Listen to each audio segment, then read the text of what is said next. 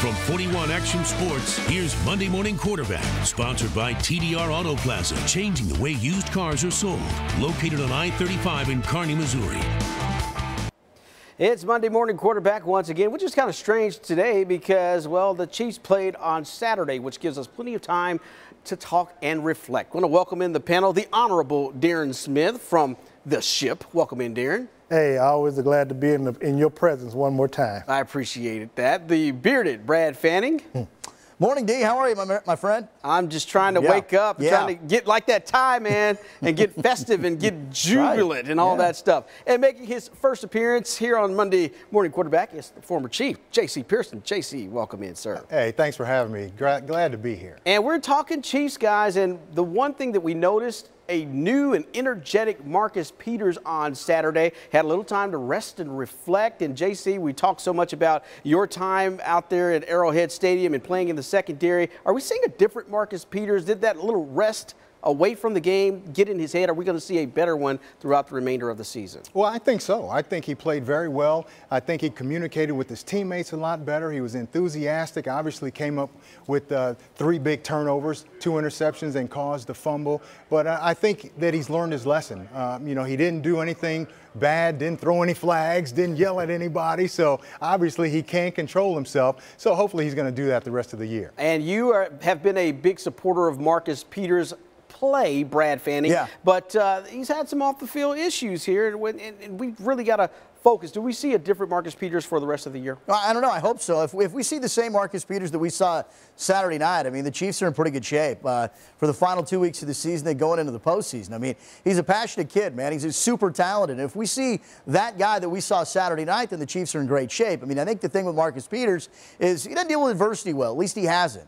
We saw what happened at the end of the Jets game. So if Marcus could control his emotions, and I know that's much easier said than done. The guy's only 24 years old. But, man, if he can control his emotions and he has that type of passion and that type of talent, I mean, the Chiefs are in great shape. So if we get the guy that we got Saturday, the Chiefs are in great shape.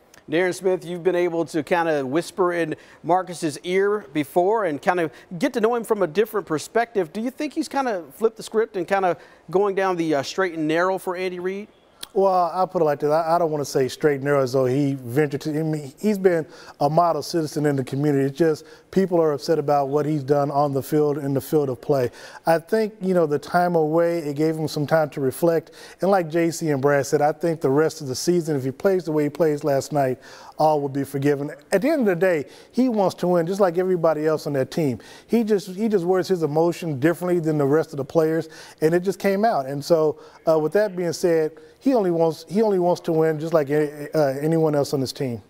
And we talk so much about the quarterback position, and Alex Smith was red hot the other day. I mean, as far as passion and anticipation and a lot of heart, vigor out there, grit. I saw him throw a big block, and that kind of got me to thinking, guys, is he the guy that has that emotional kick to lead this team?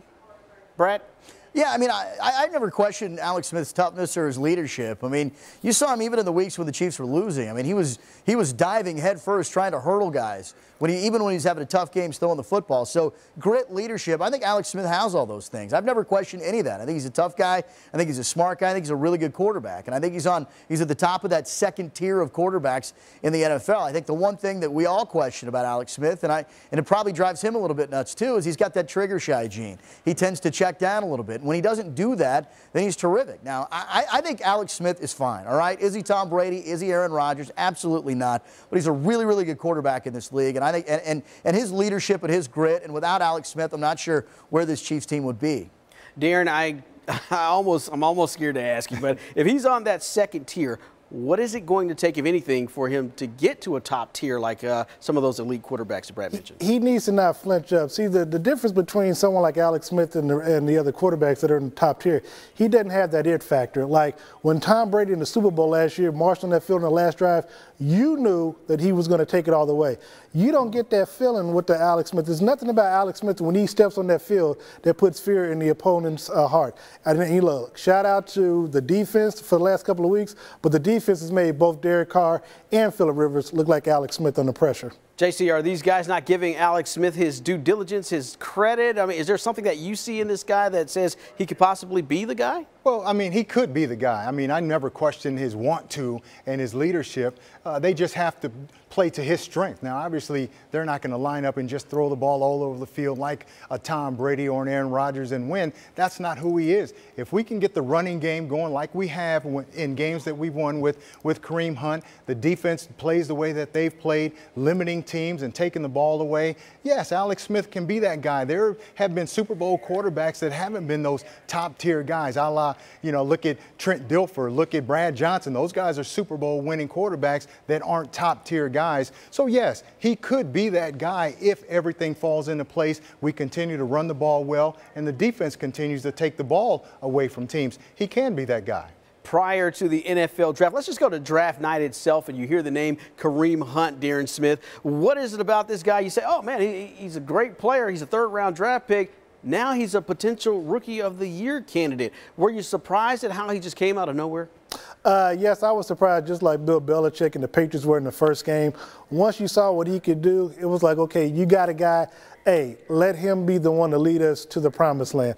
First 5 games is what we did. We trailed off. The last 2 games, we finally got back to what was working for us. It wasn't rocket science, but we got away from the running game. If the team is to get to Minneapolis, which is the end goal, they're going to have to be led by this rookie. And you do that, you run the ball, establish it. Hey, he can take you all the way to Minneapolis if you play your cards right. Brad, how impressed have you been with this rookie?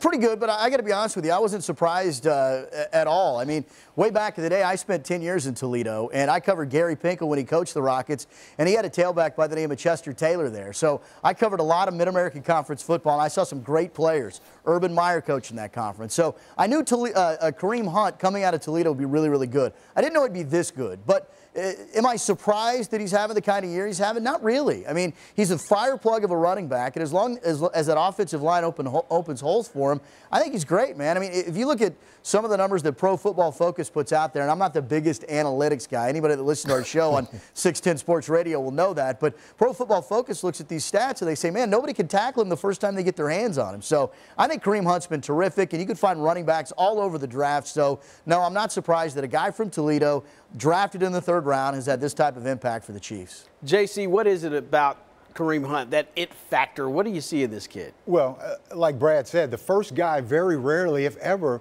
brings him down. He's got a low center of gravity, got those powerful legs and hips, quick feet. He's got some speed to him, can catch the ball out of the backfield. So really, he's a complete running back right now, even blocks and pass protection. But I'm surprised at how well he's done. And I think the entire National Football League has to be surprised at how well he's done, because if not, if they knew he was going to be that good, he would have been a first-round draft pick.